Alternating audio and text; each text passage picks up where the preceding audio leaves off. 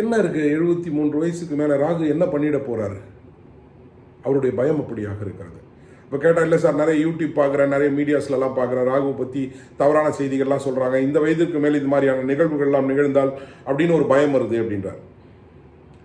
எனக்கு புரியல, இன்னுமா ராகுவை பார்த்து பயப்படுகிறீர்கள்? இதற்கான விளக்கம் என்னுடைய யூடியூப் சேனலில் நிறைய ராகுவை பற்றி போட்டிருக்கிறேன், ராகுவினுடைய தன்மைகளை பற்றி போட்டிருக்கிறேன், அது செயல்படக்கூடிய செயல்பாட்டு முறைகளை பற்றி பேசியிருக்கிறேன். இது போக ஒரு நாள் ஃபுல்லாக லைவ் கொடுத்துருக்கேன், ஒரு நாள் ஃபுல்லாகவே ராகுவை பற்றி ஒரு லைவ் கொடுத்துருக்கிறேன். இது போக நான் பேசக்கூடிய எல்லா சேனல்கள்லையும் ராகுவை பற்றி பேசியிருக்கேன், யூடியூப் சேனல்களில் எல்லா சேனல்லையும் ராகுவை பற்றி பேசியிருக்கேன்.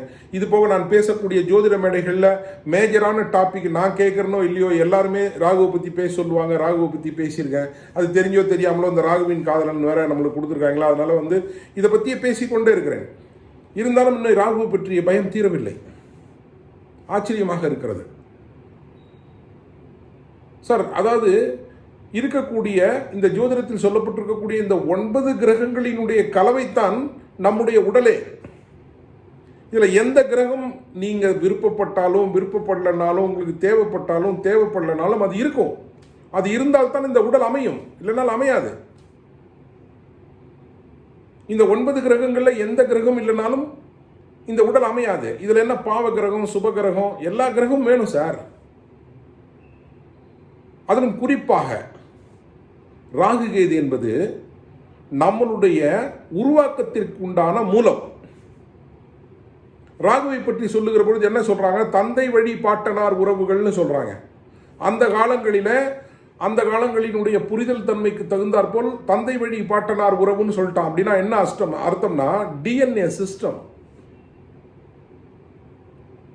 ராகு உங்களுடைய டிஎன்ஏவை கொண்டு வந்து சேர்ப்பது.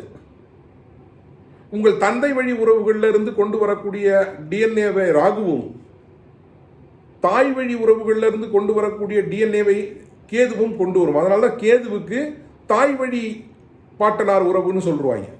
அது தந்தை வழி பாட்டனார் உறவு, இது தாய் வழி மூலம். ஆக உங்களுடைய டிஎன்ஏ கிராமங்களில் சொல்லுவாங்க 1 கோடி உறவுன்னு.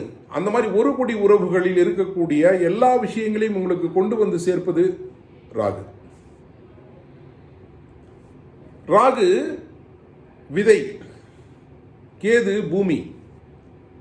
அப்போ உங்களுடைய ஜனனம் உருவாக வேண்டும் என்றால் உங்கள் தந்தையினுடைய விந்துவும் தாயினுடைய கருப்பையும் சுரோனிதமும் இணைந்து உங்களுடைய உருவாக்கத்திற்கு உண்டான மூலத்தை ஏற்படுத்தி கொடுப்பதே இந்த ராகு கேது தான். இதை பாவ கிரகம்னு சொல்லிட்டாங்க. சரி.